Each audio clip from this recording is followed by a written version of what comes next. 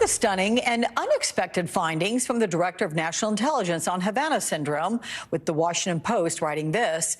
After a years-long investigation, 5 U.S. intelligence agencies conclude it is very unlikely an enemy wielding a secret weapon was behind the mysterious ailment.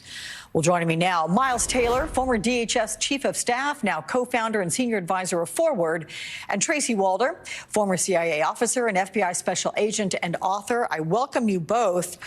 Miles, your voice is one I hear on this because you suffered at least 2 episodes of what you thought to be Havana syndrome, still the name that we apply to it. What did you think when you saw the findings? Yeah, well, Alex, look, I mean, in my case, I don't know what happened. And this was before a lot of this became very public. In 2018 and 2019, there were suspicious incidents at my house on Capitol Hill. DHS agents were called to do the investigation. Some of it I'm still not able to talk about. In addition to there being an unusual nighttime event on 2 separate occasions that mirrored Havana syndrome, there was also a break-in. And because of sensitive communications equipment at my house, this was an incident of concern. But whether or not my home was targeted by a foreign adversary, and whether or not these other victims were targeted by a foreign adversary, what we do know is this: these people didn't do this to themselves. These are not immaculate concussions that came out of nowhere. We are talking about hundreds of people in sensitive national security positions, many of whom have white matter lesions on their brains, to prove that something happened to them. Now, unless these people with top secret clearances hit themselves in the head with hammers before bedtime, I think there's something more suspicious going on here. So there's a lot of frustration, not just among the victims' families, but also in the intelligence community. I'm close to people who were part of the investigation.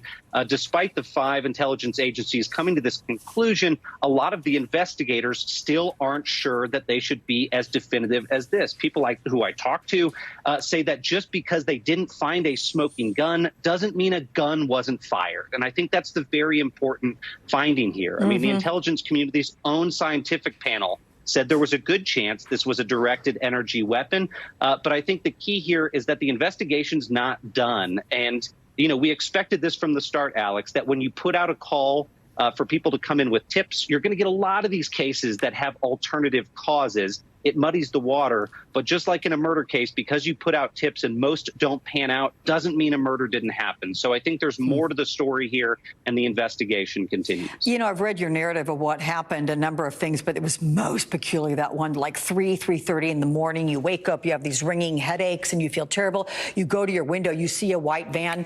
It bolts the second it can see someone looking out the window that way. I mean, there's all sorts of suspicious stuff here. That said, tell me what you experienced physically and if you still have any lingering effects.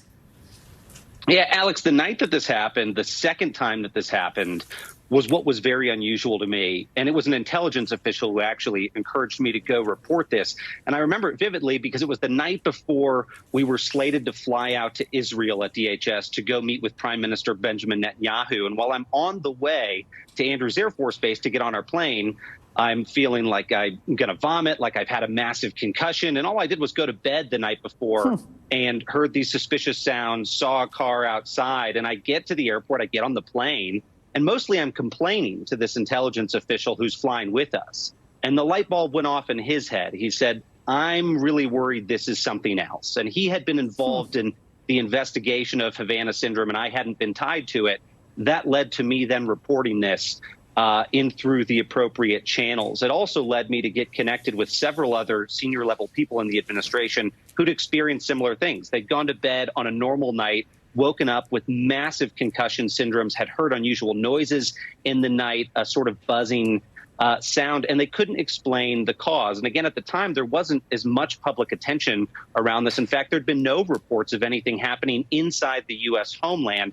That led us to be concerned that maybe this had spread a little further than Cuba, whatever it was. Again, I don't presume to know that a foreign adversary came and attacked my house, but I do know that what we experienced at my home was similar to what a lot of other intelligence folks experienced. And again, it's not like we all huddled in a group together and decided to go report fake symptoms. What's unusual about this is how disparate these audiences are. People who don't know each other, and again, people who are in trusted positions, and many of whom have top secret sensitive compartmented information.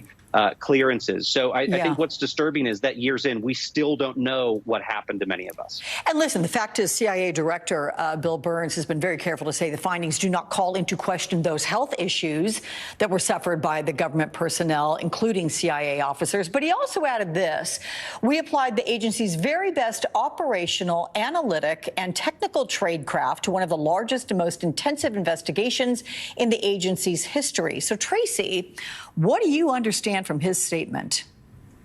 Well, first of all, Alex, I think that Director Burns and Director Haynes have done a wonderful job of handling this internally with folks who have been affected by this. I think it's very important. I'm sure that they are not happy about these findings right now, and I feel that they've done an excellent job in handling it. But I want to take that reporting just one step further, if I may. The report went on to further state, and this is what I found a little interesting, that even in geographic locations where the U.S. had malicious actors and complete ability to monitor the circumstances, they didn't find any evidence of this.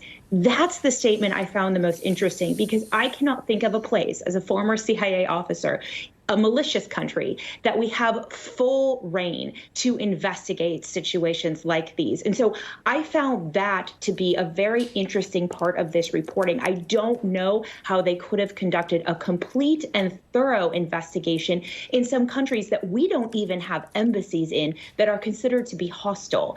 Also, reporting about this really goes back to 1996. The NSA declassified a document actually in 2014 about an individual named Michael Beck, who had traveled to a malicious country and came back with very similar symptoms that we were discussing before. And so this has been going on for a while, this reporting of these symptoms.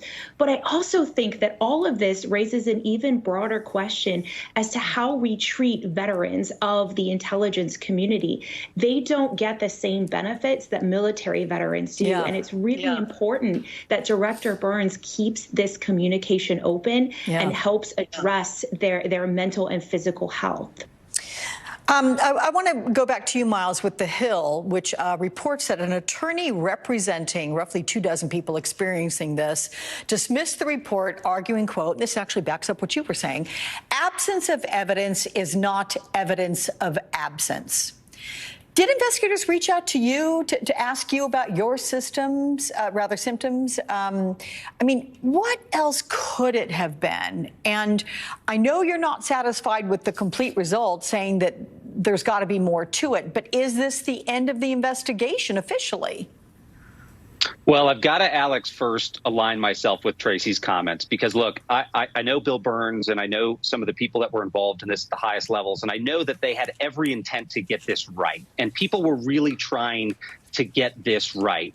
But as Mark Zaid notes, the attorney who pointed out that the absence of evidence doesn't mean something didn't happen, there is still an unsolved mystery here. And it can't be explained as just sort of mass delusion, because, again, we have physical evidence. There are bullet holes here. So even if we don't have the smoking gun, we've got these white matter lesions on people's brains that weren't there the night before something happened. And they're highly, highly unusual. Now, Tracy also knows this from her time in the intelligence community, and I won't be too specific, but our foreign adversaries have capabilities, nefarious capabilities that we can't detect in other domains. And so whether this was a sonic device or some directed energy weapon, I don't think we're quite ready to rule out that a foreign adversary didn't make this happen. Maybe that they didn't make it happen with a directed energy device. But the worry here is something else could be at play. And again, people I know who are part of the investigation remain very frustrated, because in some cases, it's their own colleagues who've come back with these injuries,